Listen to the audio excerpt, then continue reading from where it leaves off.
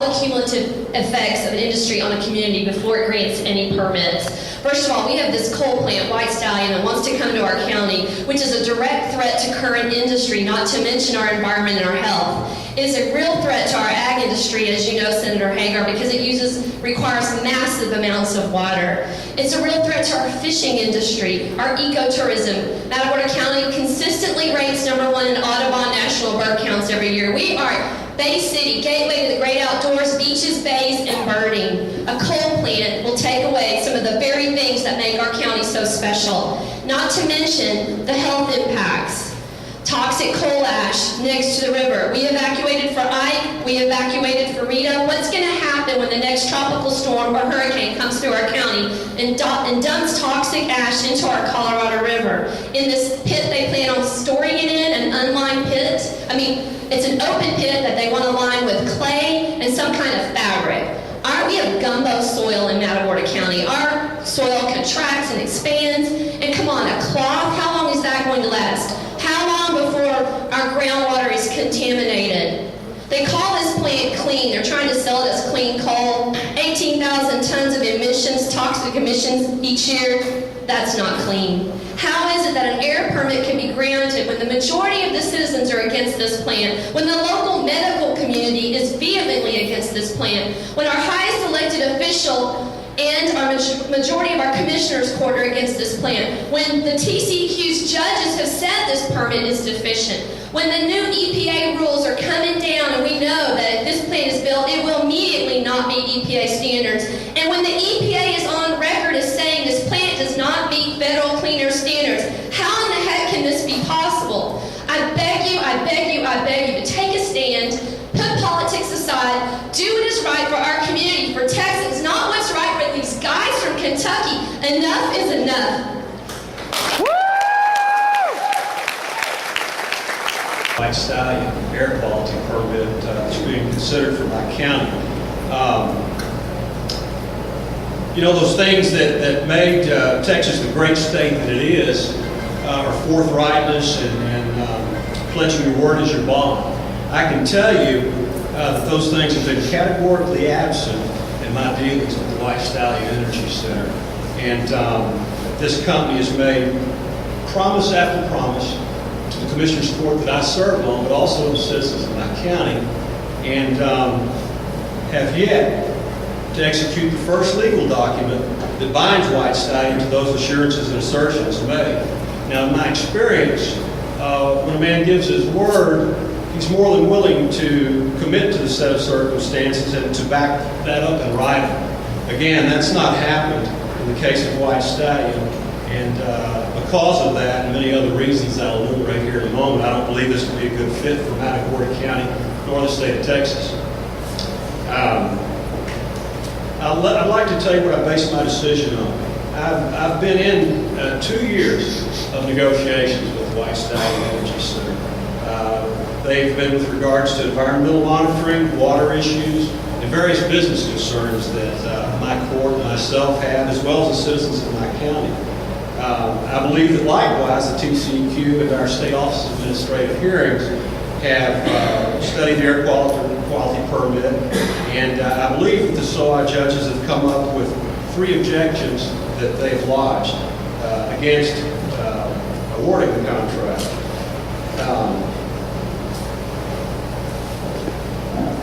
Director Phillips, we're at a critical juncture here tonight and here this week. And I believe you know that the White Stallion permit is on the agenda for consideration.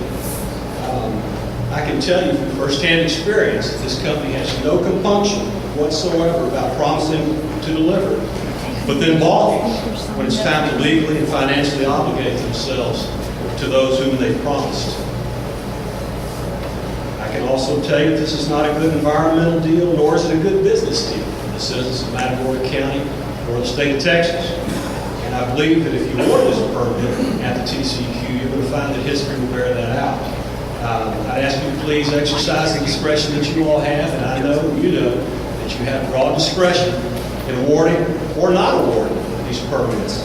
I would ask you here before then to deny the permit requested in White Stallion Energy Center's docket number 2009-0283 AIR. And when you have done that, you will have made a good decision for the citizens of our county of Matagorda, but also for the state of Texas. Again, I thank you all very, very much for being here this evening, and God bless you in your travels.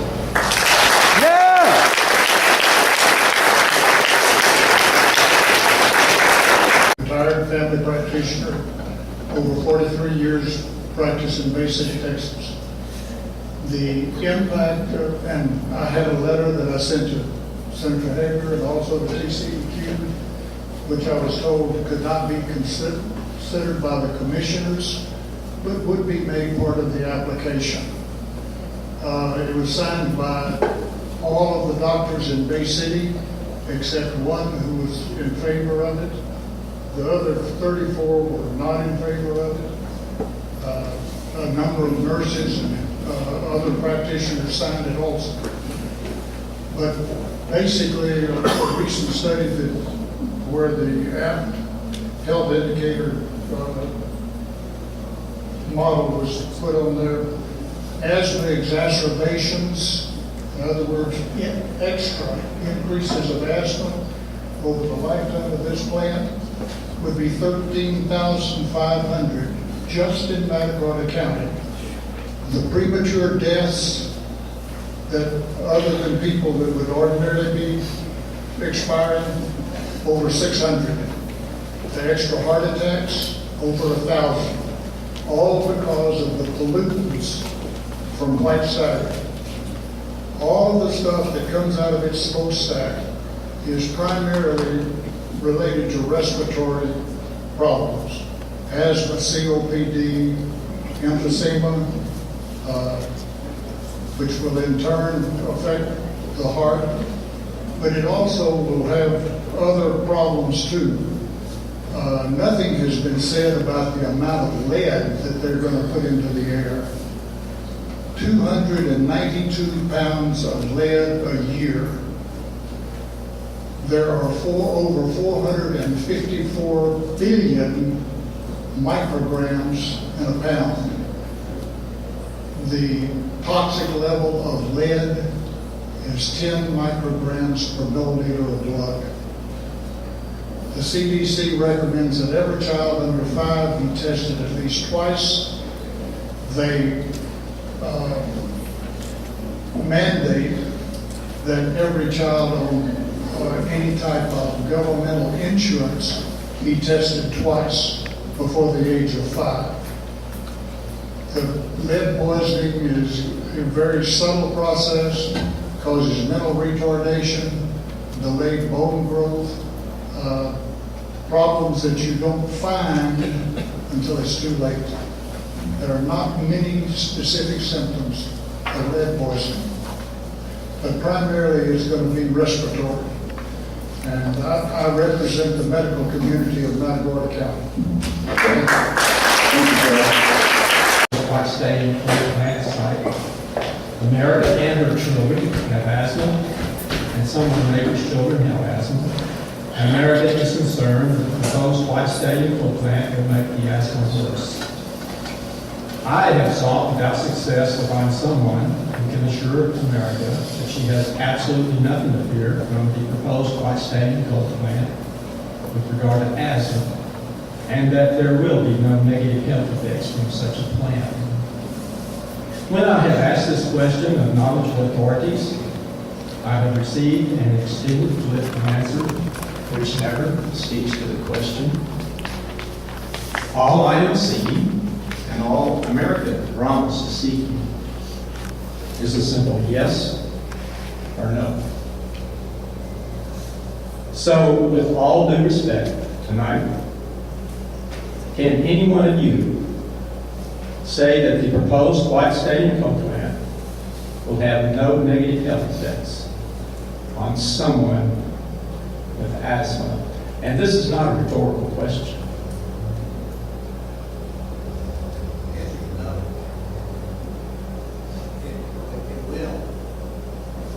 Anytime you put air pollutants in the air, such as coal-fired power plants, you're going to have an impact on the environment.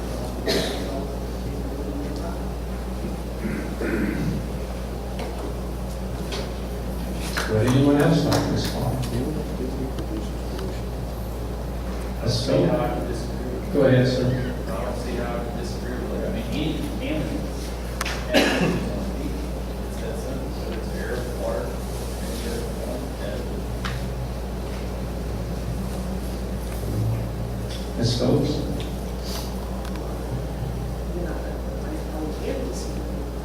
But can you speak louder, please?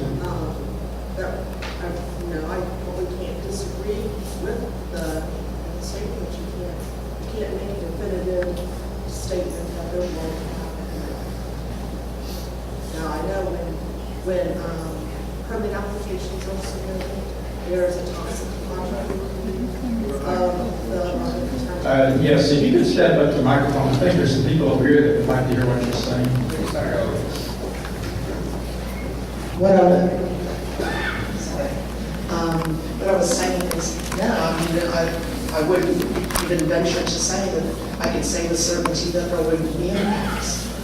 But I can say is when there's an application for any type of facility, there is a toxicological review of that application. So I know that there is consideration of that. But to be honest, I haven't dealt with the specifics of this particular location to look specifically at that toxicological review, but I know that is part of the review. But to be able to sit here and say that with certainty there would not be impacts, I never can do that. Okay, let me rephrase my question, please. In your opinion, will the proposed White Stallion Coal Plant have adverse effects on people who suffer from asthma? Well, as I said, not being familiar with where the facility is, where the homes are, it would be hard for me to make a definitive statement because I'm just not that familiar with the specifics of the location.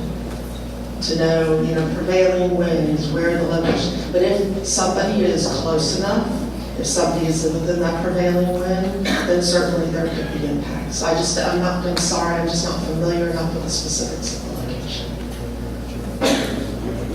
Yes, sir. I would just echo what the other three panelists have said. I think there's a reason why there are limits and evaluations and reports done to the effects of these pollutants. They do cause health effects, and I think anecdotes like what you're talking about with America are helpful to put names and faces to those issues. And numbers help too. I mean, the number of asthma related cases to these types of facilities need to be talked about more. But the ultimate decision on whether or not there's going to be impacts rests with an ALJ and the commissioners and the TCEQ, and that's up for them to determine. But I don't think you're going to get any disagreement that pollutants that come from coal-fired power plants certainly cause health impacts for those that already have asthma and even those that don't.